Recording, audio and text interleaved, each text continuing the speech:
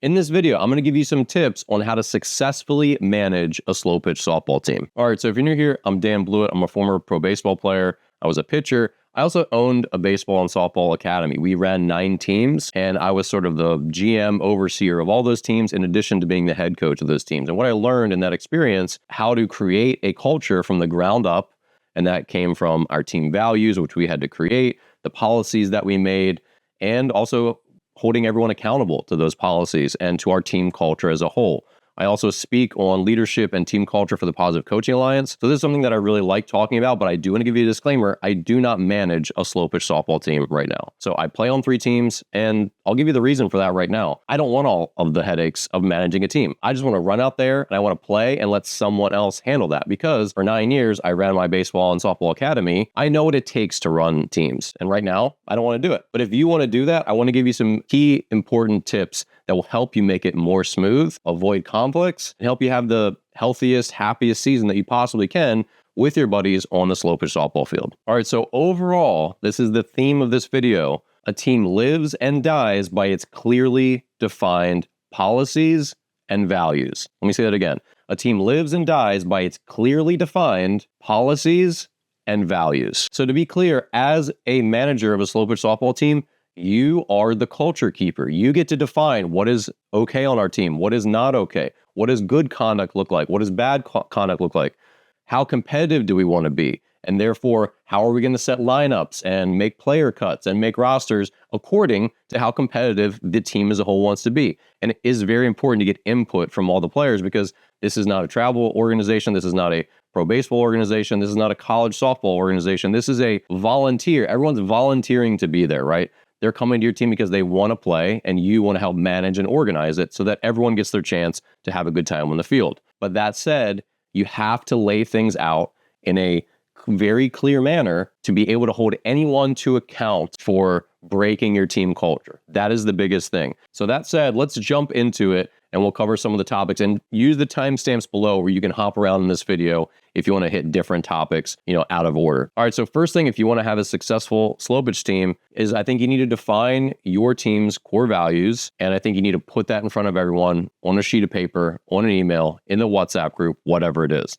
Now, look, I know a lot of people are going to roll their eyes. They're not going to want to read it, or they're not going to read it. But if you don't have it down on paper, you cannot hold people accountable for breaking team rules and for not upholding your team's values and culture. So start with your values, write them all down. We're a team that always hustles. We're a team that picks each other up. We're a team that is always positive. We're a team that's not going to be chirpy at the other team or at the umpires. We're a team that communicate with each other. We're going to say, hey, I'm running late. I'm not going to be there, not just no-showing all the time, right? Because that can really piss you off as a manager trying to make lineups when people don't get back to you. So whatever it is that's important to you as far as your team values and what you want to create, you need to write it down and give it to your players in whatever form you want. And even if they decide not to read it, which is on them, you've got it, and now you can point back to it to hold them accountable if anyone falls short. If someone screams at another player on your team, embarrasses them, calls them out in public, has a major conflict, whatever it is, you can point back to your values and say, you know what, I'm sorry, we're going to let you go. We're not having you back on this team because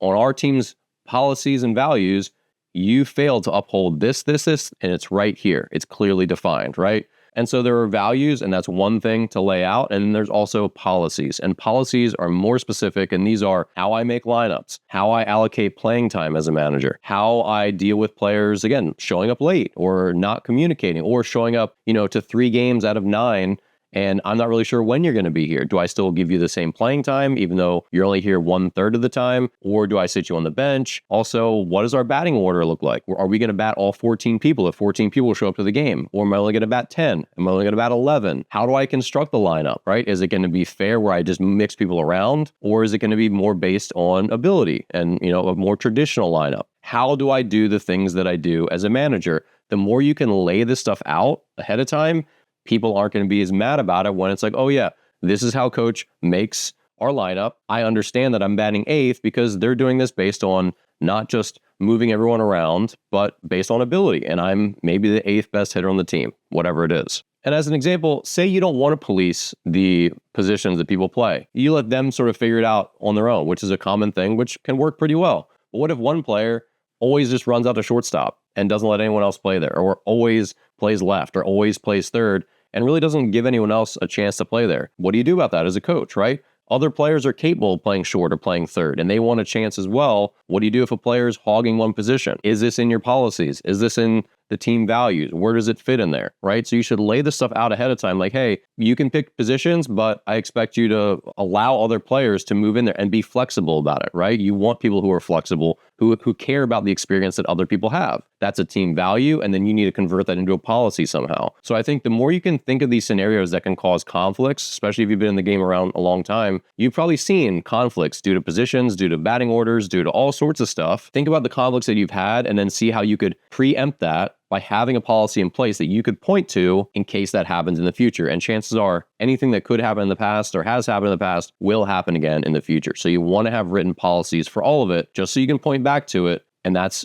easy to solve that conflict that way. All right, so with the general policies and value stuff out of the way, let's talk about some specifics. So when you're making batting lineups, what should you do? Again, this is going to come back to your team's values. Are you a rec level team where you want everyone to get equal playing time? In that case, you might bat everyone that shows up. That can be also problematic. I've been a part of this where sometimes we batted 17 because we had a lot of people show up, and that degrades the performance of the team. It also degrades the experience because now everyone gets just like 2 at-bats per game, and it's not super fun. Ironing these things out ahead of time are important. But you need to figure out as a coach, how are you going to make your lineup? What do you value in the lineup? Is it power hitters getting more at-bats? Is it everyone getting equal at-bats? Is it spreading people out? How do you create your lineups? Make sure you let your players know this and have a specific formula you follow. And this shouldn't be too complicated, but you do want to figure out what you do and why you do it. As a slow pitch softball manager, how do you deal with players of varying skill levels? This can be a challenge. A lot of times if a player doesn't have very good fielding skills, not much arm strength, where they can still be on the field, but don't affect the outcomes as much. Obviously, we're not going to put someone at shortstop who doesn't have strong fielding skills, or maybe even medium fielding skills, right? You need to have your best players in left field, left center, shortstop, probably third base, and maybe right center, right? You obviously need someone who's very competent catching the ball at first base, but in general, the players with lesser skills, they're going to play catcher, they're going to play second base, and right field. Now, if you have more of them than that, then you have to move them around. But also there's a safety concern. Do you want to have someone who doesn't have great fielding skills at third base where they might get a 95 mile per hour line drive? Probably not. It's important to figure out how can I, again, get everyone the playing time that they need and deserve, and so they have a good softball experience, but also how can we still keep this game without the wheels falling off, which is something that happens if you don't have basic catch and throw skills or really low experience levels at key positions. So in general, as a coach, I think it's important to lay this out and just say, look, we're going to move players around, but we do need key positions covered. So our best 2 infielders are going to play shortstop and third a lot of the time, maybe most of the time. Our best 2 outfielders are going to play left center and left most of the time because that's where the hardest balls are hit, the most numerous balls are hit because 80% of hitters are right-handed. So we want to make sure that we have those positions covered. Everyone else, we're going to mix you around. So explaining that as a coach, saying, look, if you don't like this, we're going to hold practices. I want to support you if you want to get better, but we have to have players in the right role so we can be competent, win games, but also I'll mix you around. I get that people might not like only catching or playing second base or only playing right field, but they also need to put in their own work to upskill if they want to play other positions on the field. But you do want to be clear about it with players about how you're constructing where they're playing so that people understand. Because if they don't understand and they're just stuck in one position and they're bored and they're unhappy, that's going to cause conflict. But if you lay it out early, everyone will be on the same page and understand why they're getting the playing time where they are. So if you're a manager of a slow pitch softball team and you have to cut players from one year to the next, so the season ends, and you're not going to invite a couple players back, how should you handle this situation? Number one, you should hopefully have good values and policies in place, which I've explained in this video, so that you can always point back to, hey, look, your conduct, you were really chirpy at the other team, you were really angry in the dugout when you got out, and it really brought down the team vibe, and we had a lot of complaints about it, and so therefore we made the decision to let you go, right? It would be the exact thing that you say to a player not to invite them back. My recommendations, and this comes from my experience getting released, seeing teammates get released, also from me cutting players from my travel teams, which is never easy to cut a kid. The best things to do are be honest, but be kind about it. But especially like if we to let go of someone that we just really like and they just couldn't make it work, like they just don't have the skills to be on this team anymore, I would always emphasize like, look, like we really like you. Like you worked really hard. We're really sad to see you go. You're not gonna be able to get the playing time here next year. And we've made this decision and it's final, but we really do wish you the best, right?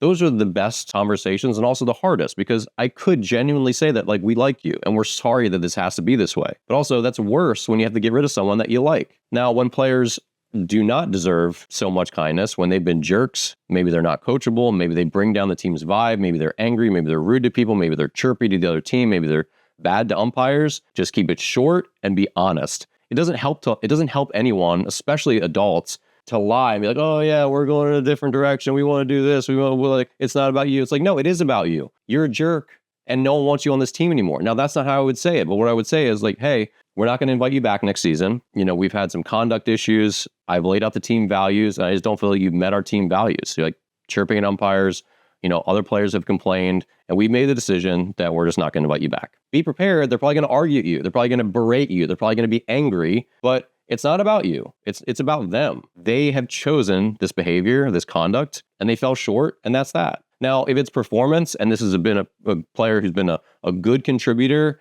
and look, we've added some good players, and now they're just not going to get any playing time in the outfield anymore, and that's the only position that they can really play, then again, you just have to be kind but be honest about it. Like, look, you're our sixth outfielder now, and we just don't see you getting much playing time, so we've made the decision just to let you go. We hope you find a better team where you can get the playing time that you want, but you know that our team has been trying to add more players so we can win more games and play in better tournaments and be more competitive, and unfortunately, it's just led us to this point where we've got a really solid outfield, and you're just not going to get the playing time that I think you deserve, so we've made the decision to let you go. But in general, I say be honest. Don't lie to people, especially if it's conduct. Don't lie. Like, if their conduct is bad, tell them and keep it short and make sure they know the decision is final. That's the easiest way to do it, because a lot of times people let you get talked back and then it becomes this whole dialogue and then it just goes on and goes on. When I got the release the last time, my manager was like, look, you know, you haven't pitched that well and we needed to make a change and get an outfielder, so we traded you to this other team for an outfielder.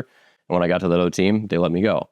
It's simple. Just keep it short, keep it professional, keep it honest, and don't make it bigger than it has to be. And one of my biggest pieces of advice for a person managing a slow pitch softball team is that you have to model all the behavior that you want to see. You have to set the tone for your team. If you want a really positive team with a lot of encouragement, good vibes, where you pick each other up, you're not chirping other teams, you've got to set that standard. Like, you got to be the first one, you know, to giving high fives. You got to pick your teammates up. You've got to embody all the values that you want. No one is going to respect you as a leader of your team if you're not doing all the things you expect everyone else to do. And this seems like it shouldn't have to be said, but I think it does, because lots of times I see coaches that demand, especially in the youth baseball world, coaches that demand players, you know, work hard and do all this, and then they're disorganized and they don't have a practice plan half the time. It's like, you're not working hard in your core duties as a coach. You're disorganized. You don't have things ready to go. You're a bad communicator, but yet you demand that your players be, you know, all attention to detail and hard work and all of this. It's like, you're not upholding the same values. So make sure that you set the tone.